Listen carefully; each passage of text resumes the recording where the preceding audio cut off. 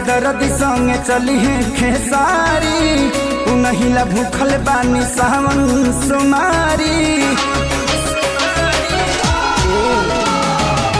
कृष्ण बेदर्दी संगे चली है। वेलकम बैक टू माय चैनल। तो आप लोग कैसे हो? आई होप आप सब अच्छे होंगे। मैं भी बिल्कुल अच्छी हूँ। तो आज भी फिर से आप सभी के लिए गाइस एक न्यू हमारे खेसारी में ट्रेनिंग स्टार का एक न्यू बोलबम सॉन्ग निकला गाइस। इसका टाइटल है फूल बेल पाता। खेसारी लाल यादव, फूल बेल पाता, नीतू यादव बोलबम भोजपुरी सॉन्ग। गाइज इस सॉन्ग को आज ही सुबह वेब म्यूजिक चैनल से रिलीज की गई है। तो गाइज ये हमारे खेसारी भैया का गाइज बोलबम सॉन्ग तो कल परसों भी एक रिलीज हुई थी, आज फिर बहुत नया नया धमाका कर रहे हैं। तो चलिए वीडियो करते हैं ऑन और देखते हैं कैसा ये सॉन्ग। गाइस वीडियो को ऑन करने से पहले आप सभी से एक छोटी सी रिक्वेस्ट है, अगर आप मेरे चैनल पर नए हो तो प्लीज गाइस चैनल को सब्सक्राइब, वीडियो को लाइक, बेल आइकन को प्रेस कर दीजिए। अब मैं टाइम वेस्ट नहीं करती हूँ, जल्दी से फटाक से वीडियो को करती हूँ ऑन और देखते हैं कि कैसा है ये हमारे खेसारी भैया का न्यू बोलबम सॉन्ग।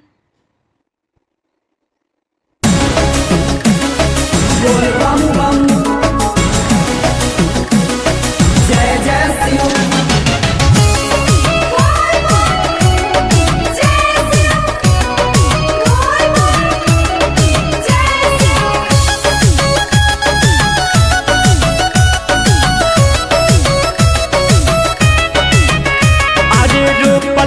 फूल बेल पाता मजल बह के हाथा में, रोपल बा फूल बेल पाता मजल बह के हाथा में। जानी देव भइले जाई कि दूर के दुपाटा में, जानी देव भइले जाई कि दूर के दुपाटा में, जानी देव भइले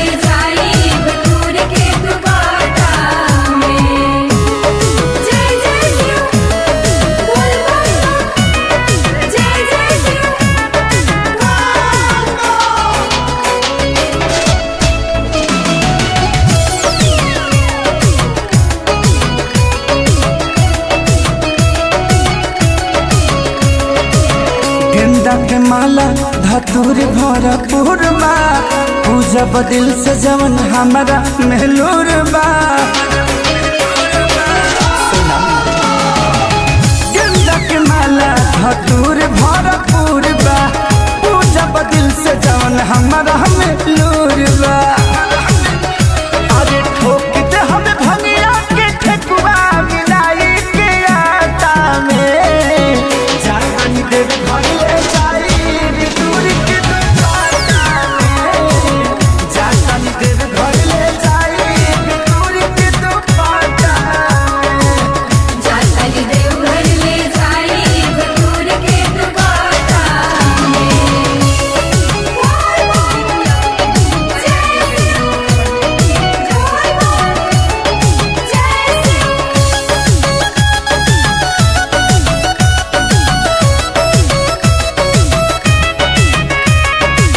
कृष्ण बेदर्दी संगे चली है खेसारी, उनहिला भूखल बानी सावन सुमारी।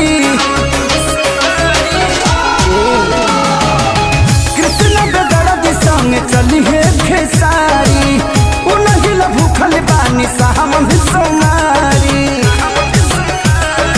हो जाए भोला के कृपा तो परब ना घाटा में, जानी देव भइले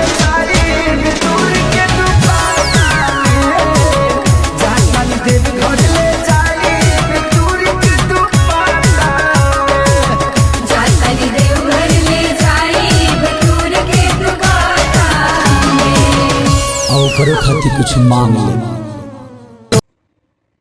तो गाइस ये थी हमारी खेसारी भैया का फूल बेल पाता सॉन्ग। अच्छी सॉन्ग थी, मुझे बहुत अच्छी लगी। आपको ये सॉन्ग कैसी लगी गाइस? हमारे खेसारी भैया रोज नया नया सॉन्ग लाते हैं। ये सॉन्ग बहुत ही अच्छी थी, बहुत ही ऑसम सुपर सॉन्ग थी, मुझे बहुत अच्छी लगी। आपको कैसी लगी, मेरी रिएक्शन कैसी लगी, कमेंट कीजिएगा गाइस। अच्छी लगी हो तो चैनल को सब्सक्राइब, वीडियो को लाइक, बेल आइकन को प्रेस कर दीजिएगा। मैं मिलती हूँ आपसे भी से नेक्स्ट रिएक्शन वीडियो में guys. Bye bye, take care.